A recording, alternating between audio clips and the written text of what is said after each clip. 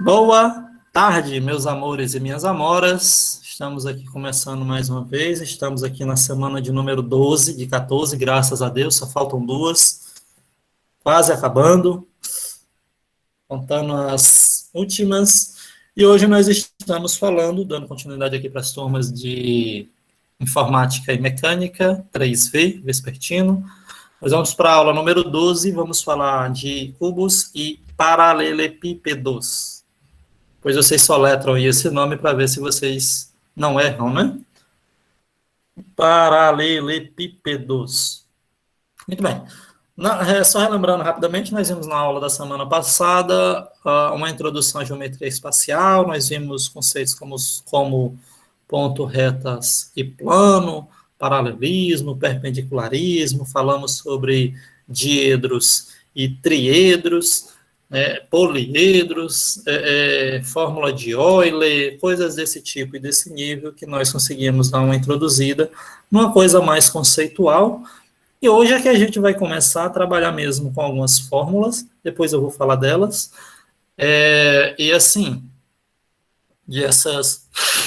perdão, que são os elementos que a gente acaba trabalhando mesmo assim na geometria espacial, tá certo? Só que antes de nós falarmos de cubos e paralelepípedos, que é a ideia da aula de hoje, nesse primeiro vídeo a gente vai falar também apenas de uma introdução sobre alguns conceitos que nós temos desses elementos, tá certo? Por exemplo, antes da gente começar, nós podemos falar sobre o que é um prisma.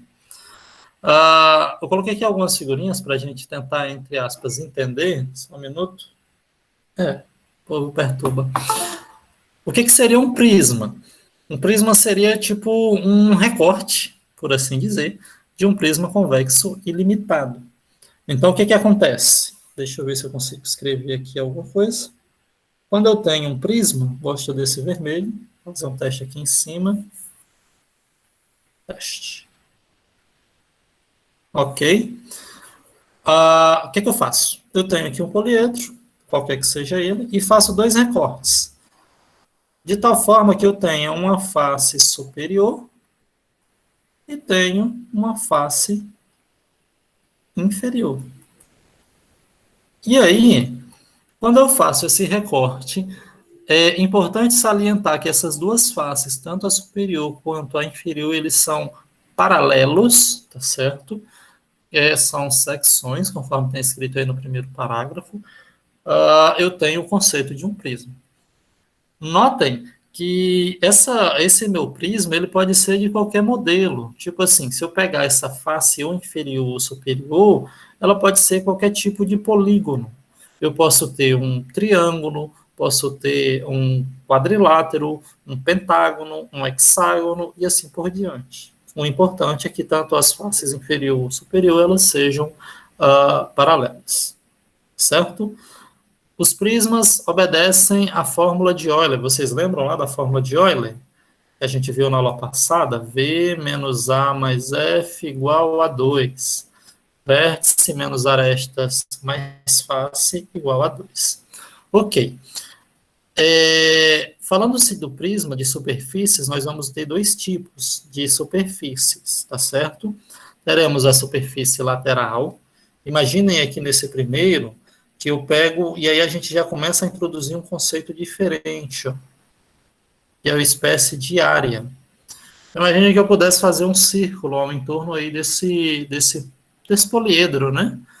E aí, naturalmente, cada uma dessas faces laterais, ela tem uma determinada área. Então, se eu juntar todas essas áreas dessas faces laterais, independentemente de quantas faces se tenham, eu vou ter aí o conceito de área lateral ou ainda de superfície lateral. E se eu juntar a área lateral com a área das bases, normalmente você tem inclusive isso aqui, ó, a área total vai ser a área da base mais a área lateral. Então, quando você soma esses dois elementos, a área da base com a área lateral, uma coisa meio que evidente, a gente vai ter aí a área total, tá certo?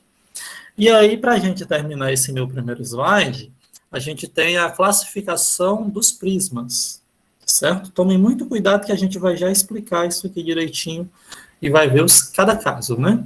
Eu posso dizer que um prisma ele é reto, ou seja, quando eu tenho uma aresta vertical perpendicular à aresta da base. Como assim, professor? Ó, vamos lá. Vocês estão... Um exemplo aqui, tal? Estão vendo? Eu vou ver se eu...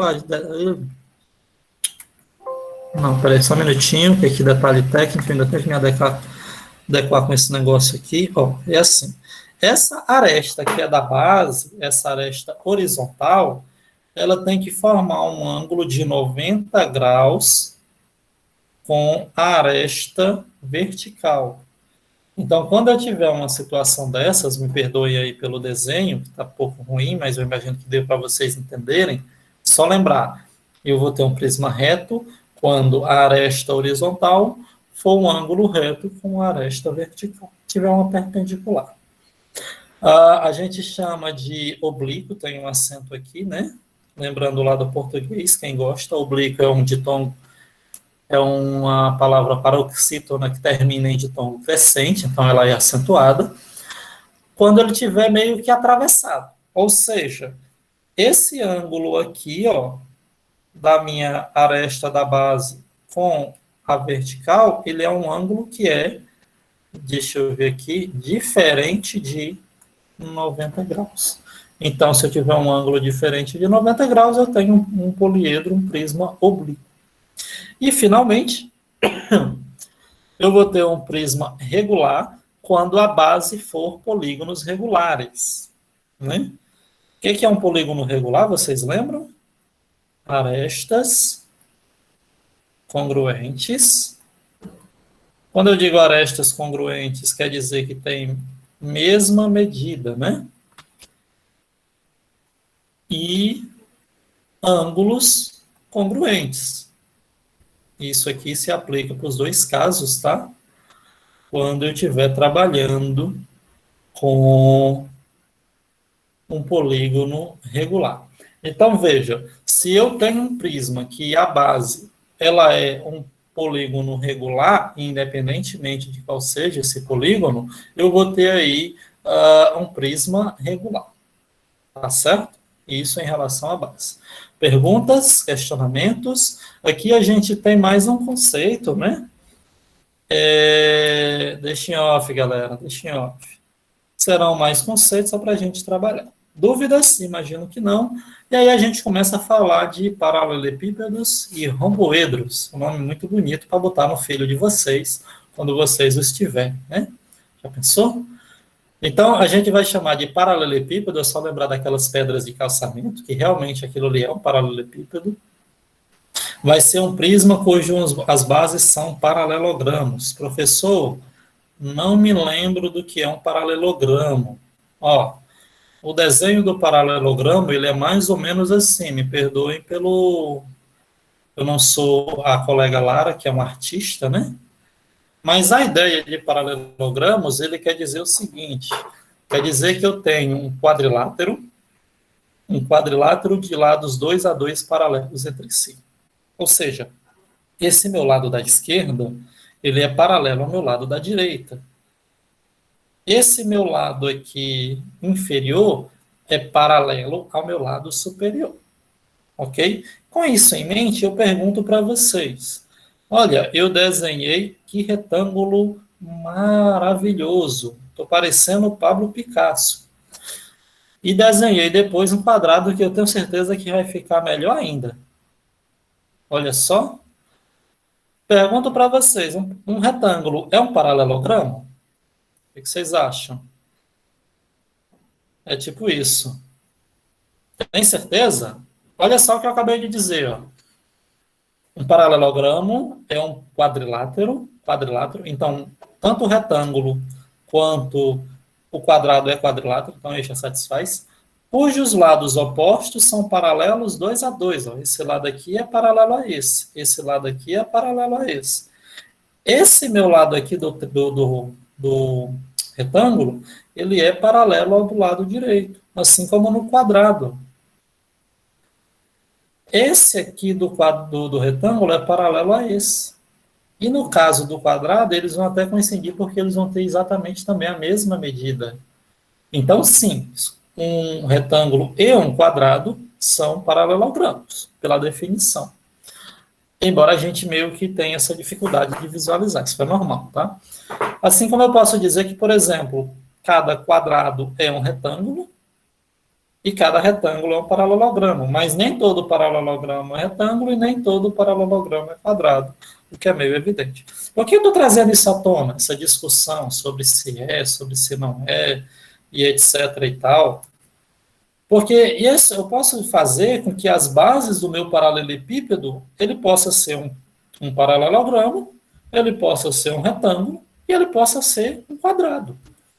Então, eu tenho um poliedro cuja base é um quadrado. Ele é um paralelepípedo? É, tá certo? Mas assim, acaba que, já eu vou discutir um pouquinho mais com vocês, todas essas coisas a gente não vai precisar se preocupar tanto, tá? Até porque você não vai achar numa prova do Enem dizendo assim, olha, faça aí a definição do que vai ser um paralelepípedo reto-retângulo. Você não acha isso, mas pelo menos para você ter aquela noção. Beleza?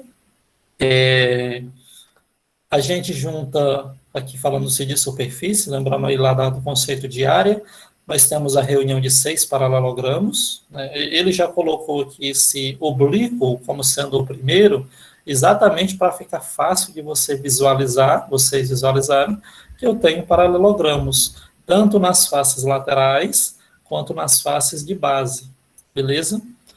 A gente viu o prisma reto formando um ângulo de 90 graus, então aqui paralelepípedo reto vai ser a mesma coisa. Ó, o ângulo aresta da base, quando confrontada com a aresta vertical, forma um ângulo reto, perdão pelo desenho, então eu tenho um conceito de paralelepípedo reto.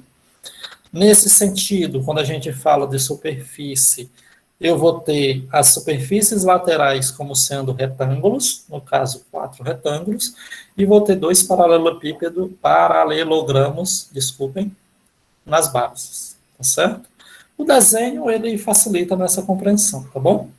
E, finalmente, eu tenho o paralelepípedo reto-retângulo. Qual é a peculiaridade dele, que, inclusive, vai ser o que a gente vai trabalhar mais, tá? A gente vai estar focado mais nesse aqui. O paralelepípedo reto-retângulo, eu vou ter 2 ângulos retos. Qual é o primeiro ângulo reto? Vai ser quando eu olho para a base em relação à aresta da altura. Então, eu tenho já inicialmente um ângulo de 90 graus entre eles, um perpendicularismo. Peraí, deixa eu só ver quem incomoda. Sim.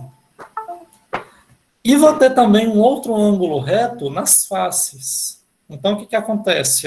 Esse ângulo reto aqui, ele vai ser esse mesmo ângulo reto. Não necessariamente é um quadrado, tá? Eu posso ter um retângulo aqui em cima. Lembrem-se que no caso do retângulo, eu tenho 4 ângulos de 90 graus. E no quadrado também. Então, eu posso ter no paralelepípedo reto-retângulo, aqui na base um retângulo ou um quadrado.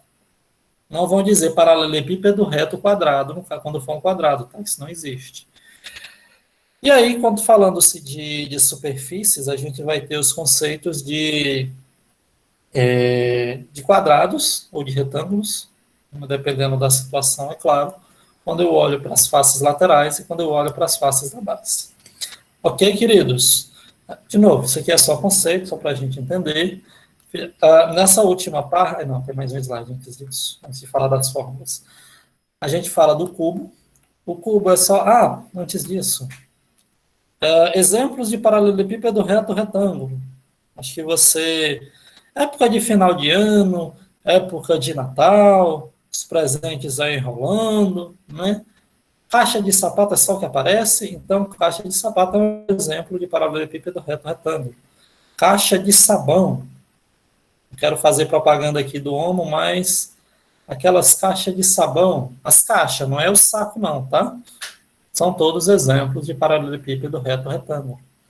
Eu comprei um perfume, aí veio numa caixa. No geral, galera, caixa vai ser exemplo de paralelepípedo reto-retângulo. Beleza? Caixa de perfume, caixa de creme dental, de sabonete, enfim. Todos isso aí são exemplos de... meu pai é rico, Meu pai é rico, ele tem um bitrem. Ele vive viajando aí pelo meio do mundo, etc e tal. Ali é dois paralelepípedo reto retângulo. A propósito, meu pai não é caminhoneiro, meu pai é um lascado mais lascado que eu, enfim. Dizem que sim, Fernanda. Dizem que sim, tá?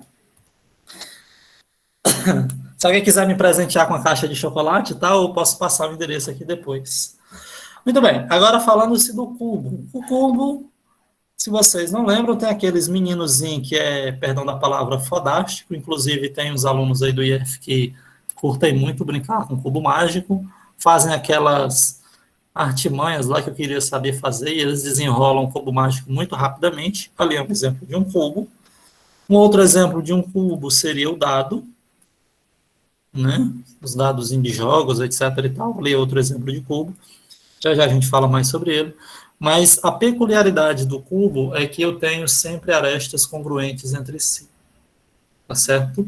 Então, todas as arestas do cubo terão a mesma medida. Eu não posso dizer que são iguais, porque a gente já viu isso na aula anterior, sobre estarem em posições distintas. Então, eles têm mesma medida de arestas. E, consequentemente, vou ter também aqueles ângulos que são 90 graus em todos os casos. Tá certo? Queridos, imaginem que eu pego o cubo e dou uma achatada. Igual essa primeira figura aqui, ó. Que existiria essa figura geométrica. Não deixaria de existir. Então, essa figura geométrica, que é o achatamento do cubo, a gente conhece ela como sendo o romboedro. Bom? Imagina, dizer assim, romboedro entra para dentro de casa, romboedro. O romboedro vai ser um paralelepípedo que tem as 12 arestas congruentes entre si, mas que porventura pode não ter os ângulos de 90 graus, como no caso do losango, do cubo. Caramba, perdão, tá? É legal que esses defeitos aparecem lá na videoaula, mas fica aí, quem estiver assistindo depois. Só repetindo, romboedro é um paralelepípedo que tem todas as arestas, que são 12 congruentes entre si, e que não necessariamente tem um ângulo de 90 graus, formando assim um ângulo diferente, um losango, né? Seria mais ou menos essa ideia. Antes de eu falar do romboedro reto, vamos falar do losango. Não sei se vocês lembram, me ajudem. Se lembrem lá da bandeira do Brasil, tem um losango lá, não lembro a cor. Mas não sei se vocês visualizam, eu pergunto para vocês, um quadrado é um losango? Se a gente inclinar ele, vai virar, né? Então, todo quadrado é losango, mas nem todo losango é quadrado. Falando-se de losango, o que acontece para mim ter a definição, para mim entender? Porque a gente considera a ideia de diagonais, tá? O que acontece quando eu trabalho com losangos? Vocês vão ver que as duas diagonais, elas têm medidas diferentes, é tanto que são consideradas como sendo desinho e desão. Já no quadrado, as diagonais serão iguais, certo? Então, todo quadrado é losango, mas nem todo losango é quadrado. E falando ainda mais do romboedro, o que acontece? Aí eu posso ter uma situação onde eu tenho esse ângulo aqui, ó, diferente de 90 graus, que é o ângulo da aresta da base em relação à aresta vertical, mas eu posso ter uma situação onde esse ângulo da aresta da base com relação à aresta vertical seja de 90 graus, mas esse ângulo aqui, ó, θ, ele seja diferente de 90 graus. O ângulo da base não seja. Então, nesse caso, a gente tem um conceito de romboedro reto, certo? Só tem um ângulo reto. E, finalmente, a gente chega no cubo, que é o romboedro reto retângulo, certo? Que eu tenho tanto o ângulo de 90 graus em relação da aresta da base em relação à aresta vertical, quanto um ângulo de 90 graus em relação às faces, né, inferior ou superior. E aí é melhor eu dizer cubo do que romboedro reto retângulo. E aí, falando-se de superfícies, se eu tiver um romboedro, entre aspas, simples, eu vou ter 6 losangos. Se eu tiver um romboedro reto, eu vou ter 4 quadrados, né, 4 quadrados nas faces laterais e 2 losangos nas bases, nas faces de base, e eu vou ter 6 quadrados se eu tiver um cubo, tá certo? Isso, na verdade, são as 6 faces. E aí, para a gente terminar a nossa primeira parte do vídeo, no caso de um paralelepípedo, independentemente de qual seja ele, tá? Pode ser um romboedro, pode ser um paralelepípedo reto, um oblíquo, um reto retângulo, um cubo, sempre vai ter essa situação. Ele vai ter 6 faces, eu tinha escrito hoje de manhã errado, eu consertei. 12 arestas e 8 vértices. Isso aqui sempre vai acontecer. E ele vai satisfazer a fórmula de Euler. Vou escrever e vou fazer aqui com vocês uma rápida conta de matemática. V menos A mais F igual a 2, substituindo os valores, ó, eu tenho 8 vértices, 12 arestas e 6 faces, então eu tenho menos 4 mais 6, que dá 2, 2 é igual a 2, então, ó, satisfaz aquilo que eu tinha dito. E aí, para a gente fechar, queridos, só dar aqui uma espécie de introdução já ao próximo vídeo. A gente vai falar no próximo vídeo sobre as diagonais, tanto do paralelepípedo quanto do cubo, e vamos falar também de áreas lateral e total e do volume. Beleza? Deixa eu fechar isso aqui. Fiz uma bobagem, mas ainda bem que o vídeo ficou gravado. Deixa eu encerrar aqui a gravação do primeiro vídeo. Ok? Well,